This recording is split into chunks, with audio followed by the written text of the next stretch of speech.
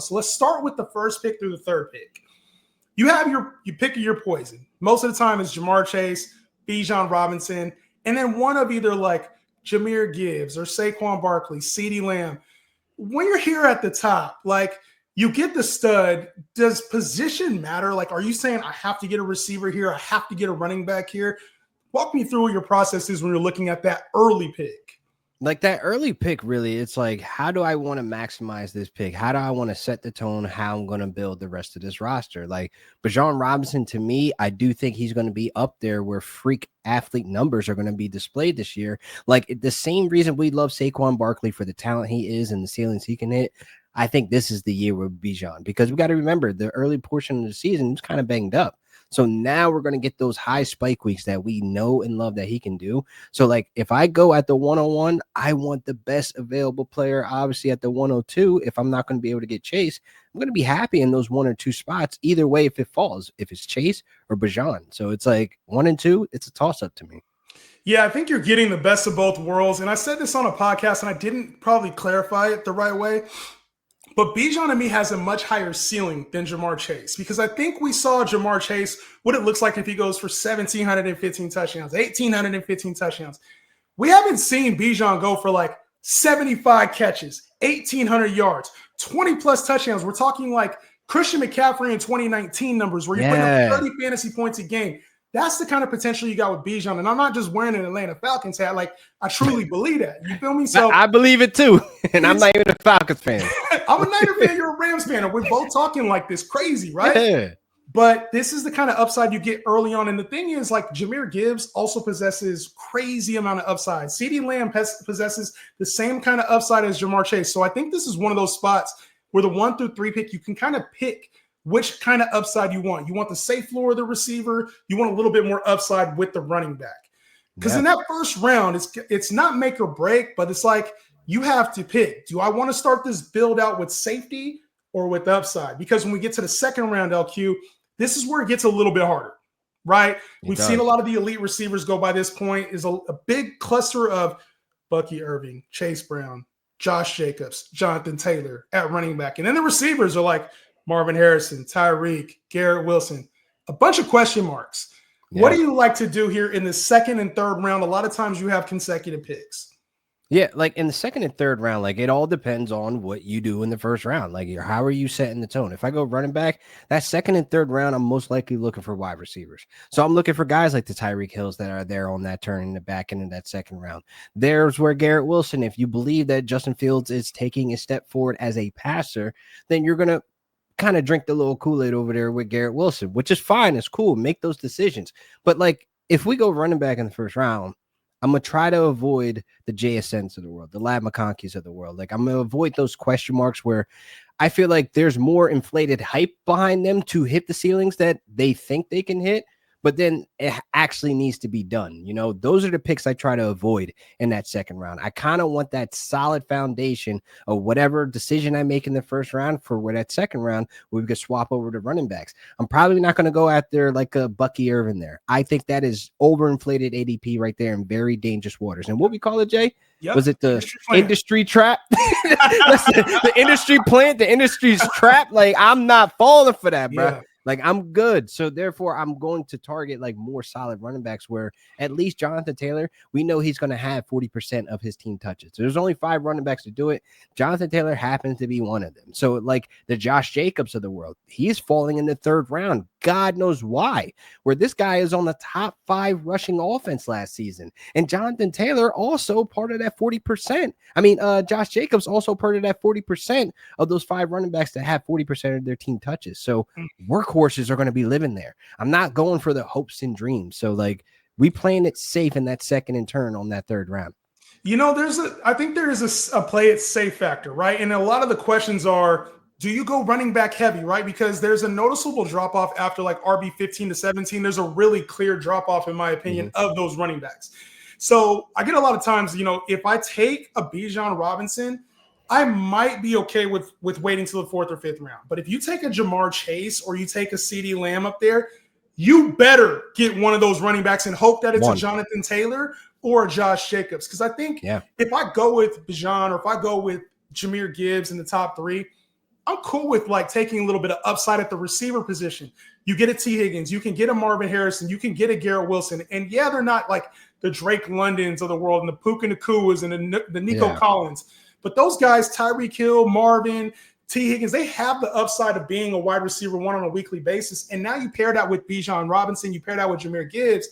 We're talking about immense upside here. So yes, I don't mind going back-to-back receiver. I think the one thing that maybe you and I will agree on is I don't want tight end at this spot. I don't want Trey McBride, and I don't want Brock Bowers here.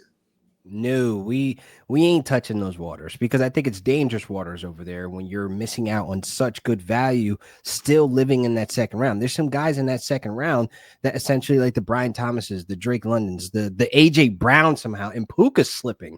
Like that's the territory where you still have that first round value there, especially in the middle to early second round where I see Brock just slowly just creeping up because it's like that's all they believe that's over there. Like you better check.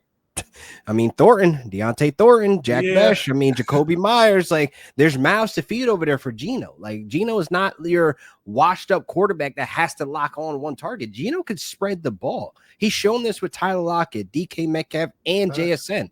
Like he's able to distribute ball. So I think Brock is very dangerous in that early second round. Well, and you're talking about it like you could at that third pick, especially, you might get one of the best that falls down there because Ladd sometimes goes early. Chase Brown goes sometimes a little bit earlier than he should.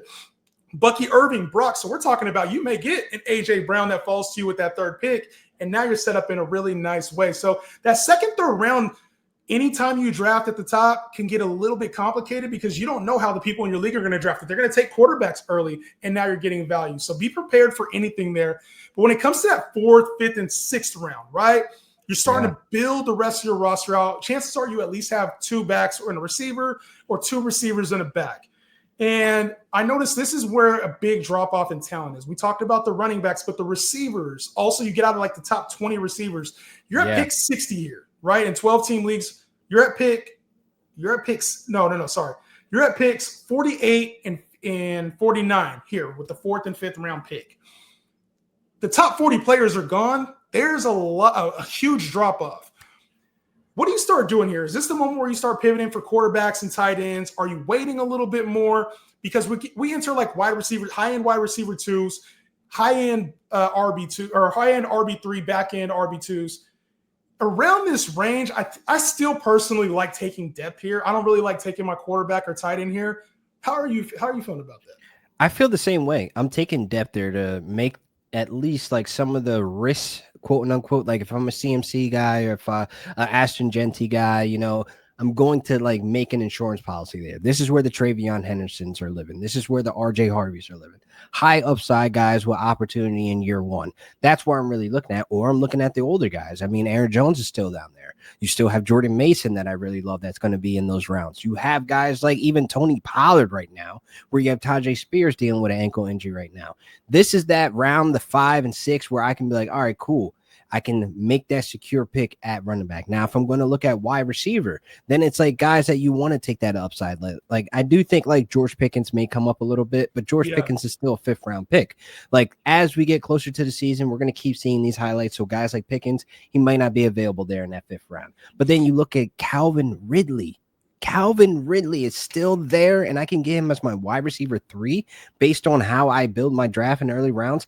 God, that's making my wide receiver room a little bit more scarier. That's making it a lot more strength when you're dealing with that upside that you're dealing with there. So those are the guys that have that opportunity to smash their ADPs or where they're going at in that 5th and 6th round. Yeah, especially in that 5th round. If you've already got the security, you know you've had elite player at the top of that 1st and 3rd pick. You've already got some upside, and now we're backing that up with even more upside here as your wide receiver 3 or your RB2. It's like this is the round to do that. That 4th and 5th, because it's a wraparound, and probably the last time you're going to get elite talent before we get to that 6th and 7th round, that you can actually get starting caliber talent that's not just falling to you by chance. Like you can actually take Devontae Smith, Xavier Worthy, Jameson Williams, give yourself some upside at running back, Chuba Hubbard, James Conner, Tony Pollard, or if you want to take a chance on one of the young guns in Hampton and Travion Henderson, this might be the round to do it instead of 3rd round where he's going right now. So Isaiah Pacheco's another name who kind of falls in this range. So I think in that 4th, 5th round, the wraparound, this is like you kind of need to solidify your lineup with upside, especially. And then wait for the value later on in the 6th and 7th round. So after the 6th round, you got the wraparound pick, 6th, 7th round, and then you got the 8th and 9th, right? I think this is where I start to look at tight end and quarterback because there's a lot of guys that have upside here. But this is where I think the ranges for this wraparound pick specifically is where I can start looking at the Evan Ingrams and the Tyler Warrens. Or at quarterback, I can start looking at Justin Fields and Jordan Love, Dak Prescott, Brock Purdy. Now I think this is the time where you need to strike when it comes to those other positions outside of your core. 7 through 9 is exactly what you said. That's where you're starting to peak at tight end. Who's still available? Sam Laporta's there? Sure. I like the value. I like the cost. Tyler Warren's there. I like the upside. I like what the situation they got now with Daniel Jones possibly as the starter. You look at quarterback, like, damn, Bo Nix down here? Patrick Mahomes. You start looking at Dak. You start looking at guys like, I can wait a little bit longer on a Dak. I could, like, 7 through 9, you have that freedom to play that game of tight end and quarterback. And if you want to still hammer down, like getting the depth at the other position, sure. It just needs to make sense, but I would rather target the premiums that I think we're getting on Dak that should be on Dak, I should say, because boy, he is still, like, nobody is listening. Like, hello, is this on? Dak Prescott was just a top 3 fantasy quarterback 2 years ago, healthy. We know what this boy do when he's on the field. It's 4,500 yards and about 35 touchdowns. And you sprinkling in a little rushing touchdowns, Dak is your guy. But again, folks don't want to listen. They're gonna be paying for it in December when they lead makes his whooping belt to ass on it. It's crazy because, like, you can really build like that because you wait on quarterback and tight end, and because you have this, like, kind of this wraparound, whether you're the 3rd pick or the 1st pick. It's like you have that wraparound. So now you can kind of play, okay, I know I can get a quarterback. You can look at the board and see who else is already taking a quarterback. And you're like, all right, now is my time to get one of these 2 or 3 quarterbacks that I like in this range, or 1 or 2 of these tight ends in that range. A lot of people don't like having that wraparound pick. I love it because you can kind of strategize and you got to reach a little bit on some players. But a lot of times there's somebody of value that's failed you, and you can also start a run. Like, a lot of times people panic on the runs, but you can start that quarterback or tight end run if you need to, especially at those back, the wraparound picks. I love the wraparound pick because everybody says it's a reach. But it's not, because that guy is guaranteed not going to make it back to you. Facts. It's not going to happen. If it's in your head that you want to pull the trigger right then and there, do it. Because, again, what would be the difference if you waited a round or 2 or whatever? You're not going to have him. Like, it's not going to happen. So, like, Jordan Mason, I'm willing to reach to the 6th round to go get him. He's starting to become a household name. Reason why that? Because I know he's not going to come back to me. Like, I know for a fact I'm not going to be able to live and breathe with him in the 7th round or in the 8th round. It's not happening anymore. Close shop. And I would say with the early round picks, because you get the anchor in Bijan Robinson, Jamar Chase, etc., it's okay you can get safety at the top, but it's okay to take a risk on some players down there because I think those players your starting lineup can carry.